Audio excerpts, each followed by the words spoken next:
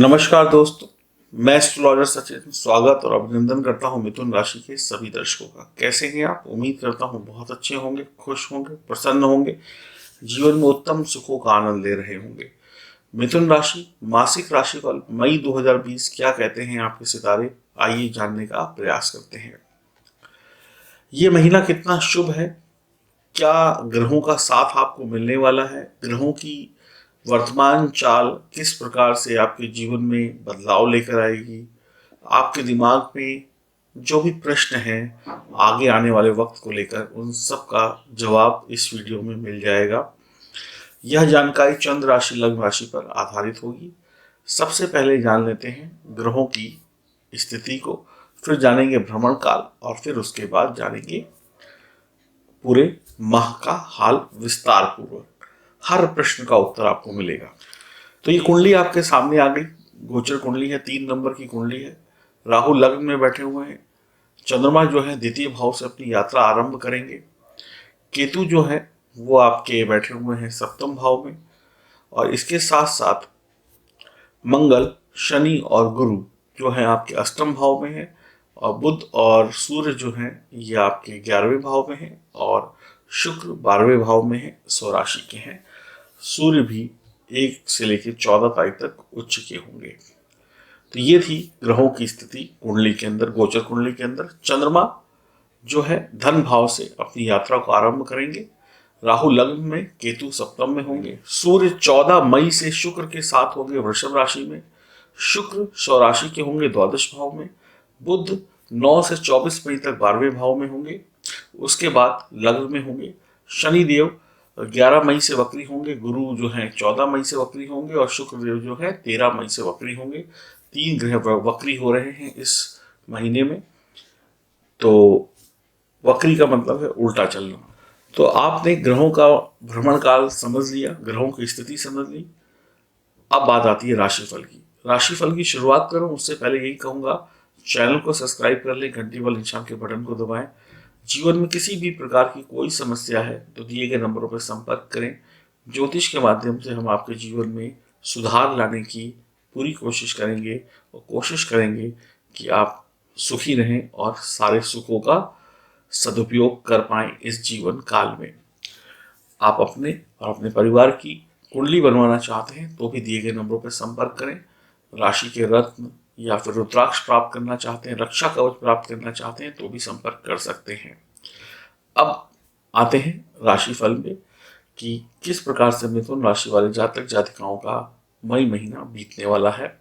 राहु लग्न में होंगे, इसका प्रभाव ये होगा कि आपके फैसलों में भ्रम, कंफ्यूजन की स्थिति होगी, क्योंकि राहु जो है वो बुद्धि को भ्रमित कर देते हैं, बुद्धि को 2 भागों में बांट देते हैं, करें या ना करें, यानी कंफ्यूजन पैदा कर देते हैं, शक पैदा कर देते हैं।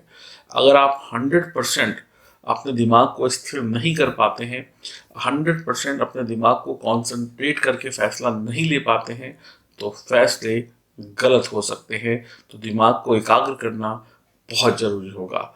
जीवन में किसी भी क्षेत्र से जुड़ा हुआ कोई भी फैसला क्यों ना हो, गलती हो सकती है, जल्दबाजी में ना लें, और अगर लगता है कि लेना है तो किसी सलाहकार की सलाह भी ली जा सकती है, या अपने फैसलों पर पुनः विचार किया जा सकता है।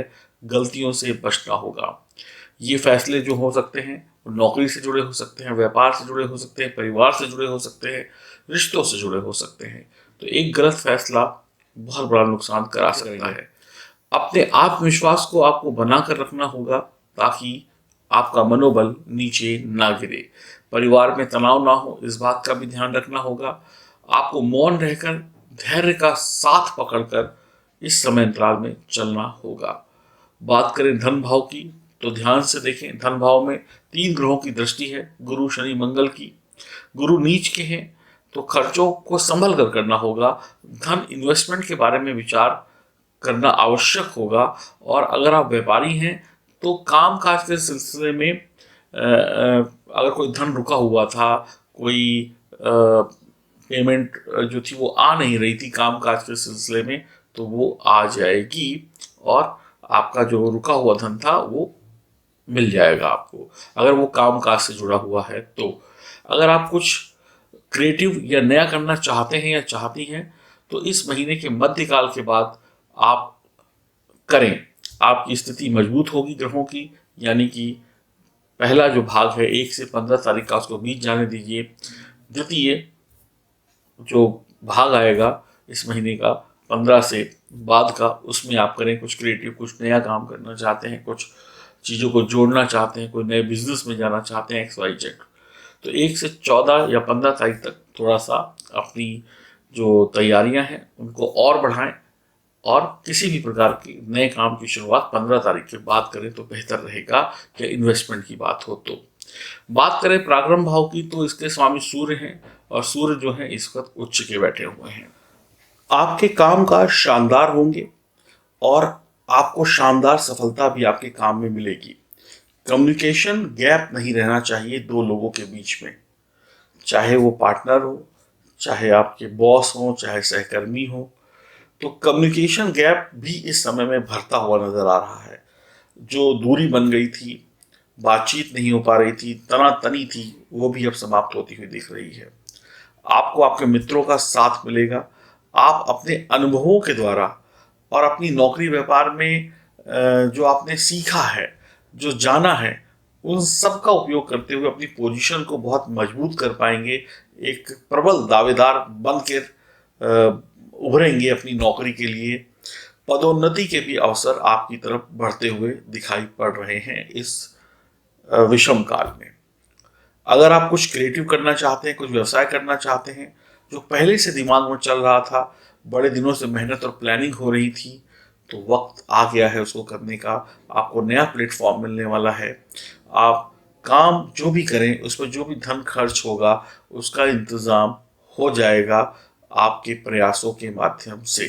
यानी समाज को अब आप कुछ नया देने वाले हैं, कुछ नया क्रिएटिव देने वाले हैं, इसी महीने में देने वाले हैं, उसकी शुरुआत करने वाले हैं। और जैसा मैंने कहा, जो उसमें लगने वाला धन है या पैसा है जिसकी आपको चिंता होगी, उसका इंतज़ाम भी हो जाएगा।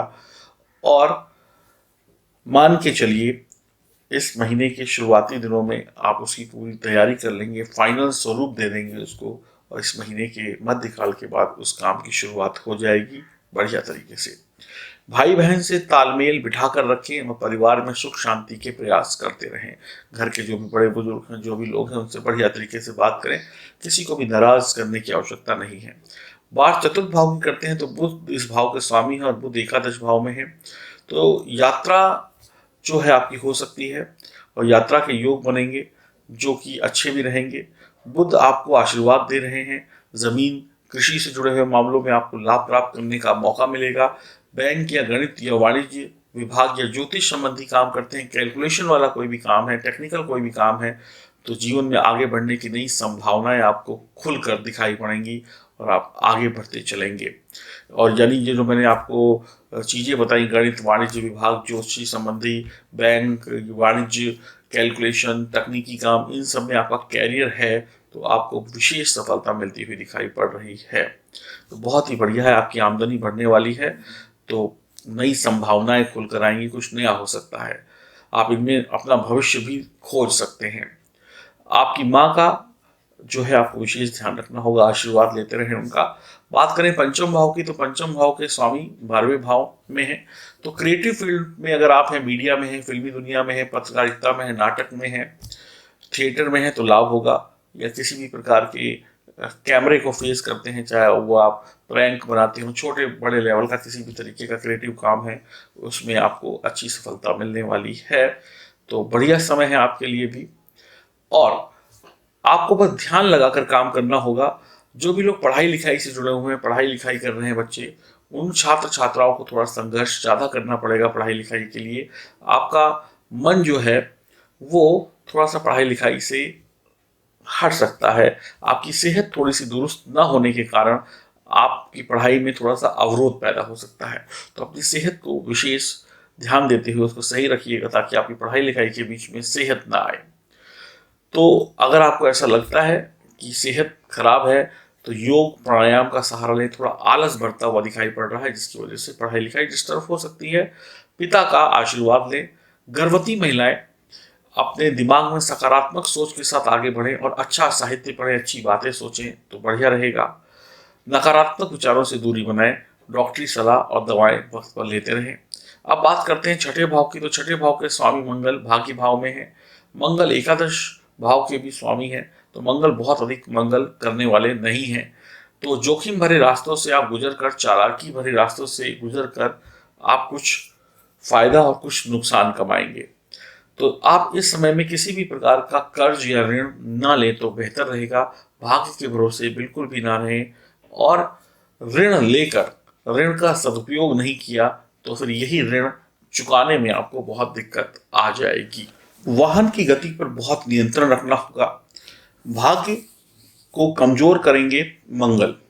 व्यवसाय में अड़चने आएंगी, काम में अड़चने होंगी, कुछ ऐसी अड़चने जो छोटी मोटी होंगी लेकिन तकलीफदेह होंगी।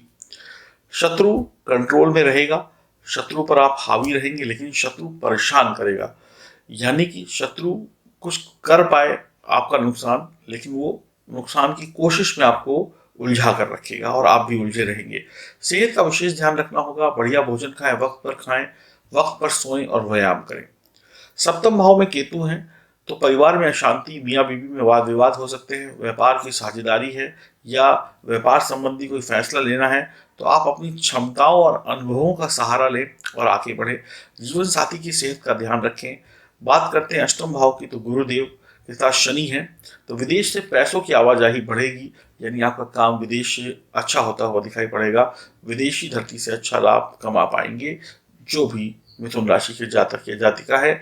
उच्च शिक्षा के लिए वक्त बढ़िया है। महीने के मध्य के बाद शिक्षा के क्षेत्र में अच्छी खासी प्रगति होती दिख रही है। आपको गलतियां कम से कम करनी है। अपना व्यवहार बढ़िया रखें ताकि आपका अपमान ना हो या आपकी इमेज ना खराब हो किसी की नज़रों में। अपने व्यवहार को बहुत बढ़िया रखिएगा। आपको समझदारी दिखानी होगी कार्य क्षेत्र में ताकि आपसे सभी लोग प्रसन्न रहें। भाग्य नहीं साथ देगा लेकिन आपका पराक्रम बहुत होगा। भाग्य अगर एक तरफ कमजोर है लेकिन आपकी हिम्मत इतनी बनी हुई है कि आप मेहनत करके, पराक्रम करके, अपने मनोबल को ऊंचा करके भाग्य को मजबूर कर देंगे कि उसको साथ देना पड़ेगा। भले भाग्य अपनी मर्जी से आपका साथ ना दे, लेकिन आपकी मेहनत के आगे भाग्य को घुटने टेकने पड़ सकते हैं। मेहनत से आगे बढ़े। मेहनत बहुत होगी लेकिन भाग्य भी झुक जाएगा आपकी मेहनत के आगे। दशम भाव में मीन राशि है, गुरु की राशि है। गुरु नीच अवस्था में है, तो आपकी मेहनत महीने के प्रथम 2 सप्ताह में खूब होगी। 1 से 15 तक धैर्य न खोएं। महीने का द्वितीय भाग लाभदायक होगा और धैर्य बना के रखें। जब पैसा नहीं आ रहा हो, धैर्य बना के रखें जब पैसा खूब आ रहा हो, यानी कि धैर्य को नहीं खोना है, सुख में भी दुख में भी। पारिवारिक व्यापार है तो बढ़िया रहेगा। पारिवारिक व्यापार है तो उसमें कुछ नया करने के अवसर आपको मिल सकते हैं। परिवार के बच्चे उसमें और सपोर्ट कर सकते हैं, परिवार के लोग जुड़ सकते हैं। सही वक्त पर सही फैसले लेने से आपके पारिवारिक व्यापार में बढ़ोतरी होगी। आपके ऑफिस, आपके कार्य क्षेत्र में बढ़ोतरी होगी। नौकरी से जुड़े जो लोग हैं सही वक्त पर सही फैसले लेकर अपने सीनियर को खुश कर पाएंगे, काम वक्त पर कर पाएंगे। आपके सीनियर का व्यवहार जो है आपके प्रति बढ़िया होगा, यानी कि आप अपने बॉस के साथ अच्छा वक्त बिताने वाले हैं और बॉस का सपोर्ट धीरे धीरे करके आपकी तरफ होता चला जाएगा। बात करते हैं आमदनी की, तो थोड़ी कमी आएगी लेकिन सूर्य बिगड़ी हुई स्थिति को सपोर्ट करेंगे, यानी कि आमदनी हो सकता है उतनी ना हो जितनी आपने सोच रखी हो, लेकिन इतनी भी कम नहीं होगी जितने में आपको निराशा हो। तो अगर इस हाथ से स्थिति बिगड़ेगी तो उस हाथ से भगवान दे देंगे, सूर्य भगवान दे देंगे। लेकिन अगर आप पूरे महीने का ओवरऑल निकालेंगे तो आप एक अच्छी रकम कमाकर इस महीने की समाप्ति करेंगे। भाग्य का साथ मेहनत से जुड़ेगा और आपके घर में आपके बच्चे आपको बढ़िया सलाह दे सकते हैं, तो इस सब पर भी ध्यान दीजिएगा। परिवार के बच्चे शिक्षा के लिए विदेश यात्रा की सोच सकते हैं। खर्च होगा लेकिन खर्च कंट्रोल में होगा। विदेशी जो है उनसे आपका इस समय में अच्छा बिजनेस या व्यापार या साथ या दोस्ती चलने वाली है। यात्रा के योग भी बन सकते हैं। हो सकता है कुछ प्लानिंग्स हो जाएं, हो सकता है विदेश में कोई आपका व्यापार सेटलमेंट करने की आपकी बातचीत हो जाए किसी पार्टनर के साथ। कानूनी विवादों से भी आपको बहुत बचना होगा। जैसा कि आपको पता है ये कोरोना काल चल रहा है। इसमें कई लोगों की नौकरी जाएगी, कई लोगों को सैलरी कम मिलेगी। जैसे अमेरिका में बता रहे हैं कि 4 लाख लोगों की नौकरी चली जाएगी। अब ये सब जो न्यूज़ में बताते हैं मैं उसके आधार पे बता रहा हूँ। तो ये सब लोग जो हैं वो कहीं ना कहीं किसी से जुड़कर काम करने की कोशिश करेंगे। तो ऐसे बहुत सारे जो लोग होंगे जिनके पास नौकरी नहीं होगी, वो ऐसे लोगों को तलाशेंगे कि कोई क्रिएटिव आदमी मिले जिसके साथ बिजनेस किया जाए, कुछ काम इधर उधर जोड़ तोड़ करके किया जाए। तो ऐसी संभावनाएं विदेशों से आपकी बनती हुई दिखाई पड़ रही हैं। या आप किसी बिजनेस में हैं या कंसल्टेंट हैं तो लोग आपसे सलाह ले सकते हैं। आप जोशी हैं तो आपसे सलाह ले सकते हैं भविष्य में क्या करना है। बहुत सारी ऐसी संभावनाएं विदेशों से जुड़ती हुई दिखाई पड़ेंगी जहां पर आप आगे निकल सकते हैं, पैसा कमा सकते हैं। 1 से 4 मई और 24 से 31 मई के बीच में धन का निवेश करने से लाभ हो सकता है। अपनी नींद का पूरा ध्यान रखें, भोजन का पूरा ध्यान रखें, स्वस्थ रहें। और इस महीने नामुमकिन कुछ भी नहीं है। मैंने आपको एक शब्द बोला था बीच में कि आप अपनी मेहनत, पराक्रम और शौर्य से भाग्य को मजबूर कर देंगे झुकने के लिए। तो आप कुछ ऐसा ही करके आगे बढ़ेंगे। आपकी जो इनकम है वो किसी भी तरीके से कम नहीं होगी। आप मेहनत करते जाइए, आपका इनकम वाला पार्ट, प्रॉफिट वाला पार्ट जो है वो हमेशा ऊंचा रहेगा। तो ये था आपका राशिफल पूरे महीने का। उम्मीद करता हूँ आपको समझ आ गया होगा और आप इस तरीके से अपने वक्त को बिताएंगे, जो सलाह दी है उसको मानेंगे। ये राशिफल महिला, पुरुष, बच्चे सभी के लिए होता है। तो आप ये ना समझे कि किसी व्यक्ति विशेष के लिए, किसी महिला के लिए, पुरुष के लिए, सभी के लिए है। हनुमान चालीसा पढ़ते रहिए, शिव जी की आराधना करते रहिए, गणेश जी को दूर्वा चढ़ाते रहिए और आनंद लेते रहिए। ओम नमो भगवते वासुदेवाय नमः मंत्र का जाप निरंतर करते रहिए। गायत्री मंत्र का जाप जितना करेंगे, माँ सरस्वती की आराधना जितनी करेंगे, उतनी बुद्धि निर्मल रहेगी। ओम नमः शिवाय मंत्र का जितना अधिक से अधिक जाप करेंगे, शिव जी का आशीर्वाद मिलता रहेगा। चंद्रमा मजबूत रहेंगे तो सोचने समझने की शक्ति भी बढ़िया बनी रहेगी। और जिसका दिमाग तेज है उस इंसान को सफल होने से कोई भी नहीं रोक सकता है। जीवन की समस्याओं का हल पाने के लिए दिए गए नंबरों पे संपर्क कर सकते हैं। हरिओम, नमस्कार।